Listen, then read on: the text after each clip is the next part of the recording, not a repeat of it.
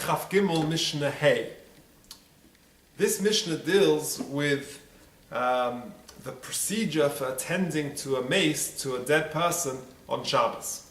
Says the Mishnah, Oisin kol tzorchei hameis. We may deal with all the needs of the mace of the deceased on Shabbos. What the Mishnah means by this is that we're allowed to slow down the process whereby the body decomposes. After a person passes away, his physical body decomposes, and we're allowed on Shabbos to do things which we can sort of slow down the process of decomposition before the funeral, or indeed we're allowed to do things to the body just to make sure that it sort of lies in a more dignified fashion. So says the Mishnah, Sochin umeidichin oisai. One is allowed to anoint the body, says the Bar Tanura, b'shemen, with oil, and the Tiferes Yisrael explains that one anoints the body with oil in order that the body doesn't give off a bad smell. Therefore you can anoint it to mask the smell. And you're allowed to rinse the body, says the Bar Tanura, b'mayim, with water. Furthermore, says the Bar Tanura, poikakin, and again the point of anointing it is, I suppose, that it will cool down. But you shouldn't use a cloth, of course, for schita problems, but you just rinse the body with cold water.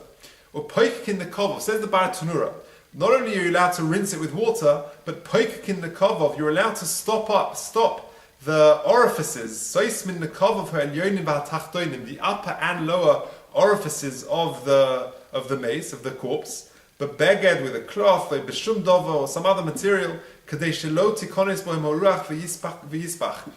worried that air might enter the body, and therefore it will cause the body to sort of bloat and to swell up. Therefore we're allowed to stop up the body, says the Bar Tanura. So sochin umadichin, so you can anoint it with oil and you're allowed to rinse it. Ubilvad, says the Mishnah, shelo yozuzu by eiveh, so long as we don't move any of the limbs of the mace, of the deceased, because the mace is muktzah. So not only can you not move the whole body, but you can't even move a single limb of the body.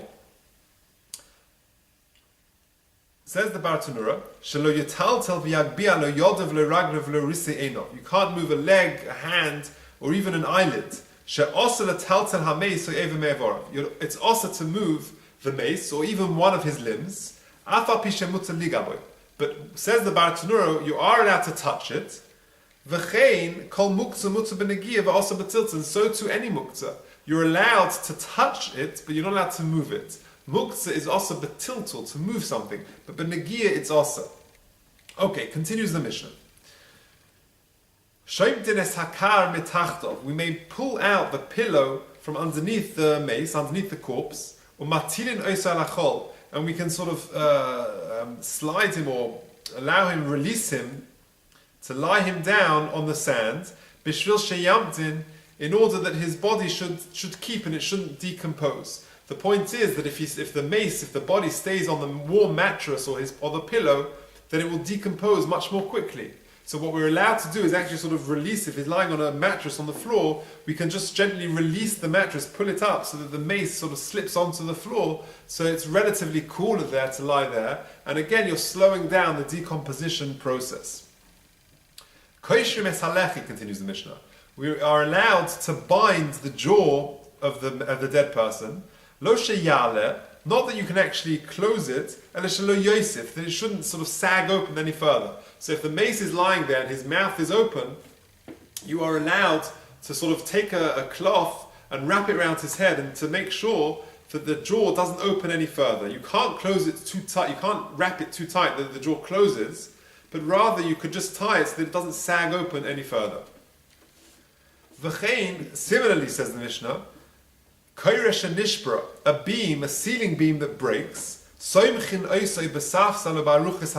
allowed to support it with a bench, with a side panel of a bed. Again, lo shetale, not that you can actually sort of raise the beam to put it back in its position, because that's a problem of bonus, says the Bar Tanura. That's building. So rather, what can you do? That it shouldn't sag any further. So if the beam is sort of suspended down, you can take a bench and sort of hold it up. Not that it should sag further, but not that it should raise it to fix it. Concludes the Mishnah, Ein ma'amtzin es hameis b'Shabbos. You're not allowed to close the eyes of a dead person on Shabbos. V'lo b'chol mitzvahs nefesh. Not only that, you can't close the eyes, sort of just close down the eyelids of a dead person, even during the week, im yetzias ha-nefesh, at the moment of death. V'hama'amitz im yetzias nefesh harizeh shofech damim. Because anyone who closes the eyes of a dying person at the moment of death is a shofech damim, is a murderer. Why? Explains the Baratanura, because shebedova mu'at mekarev misosei. Because even for a very small movement, that could accelerate or hasten the moment of death, and therefore that is tantamount to murder. So the Mishnah concludes that you're not allowed to move on Shabbos. When the person has died, you can't close the eyelids, because that is considered tiltul of an eva, movement of an eva, which is not allowed on Shabbos.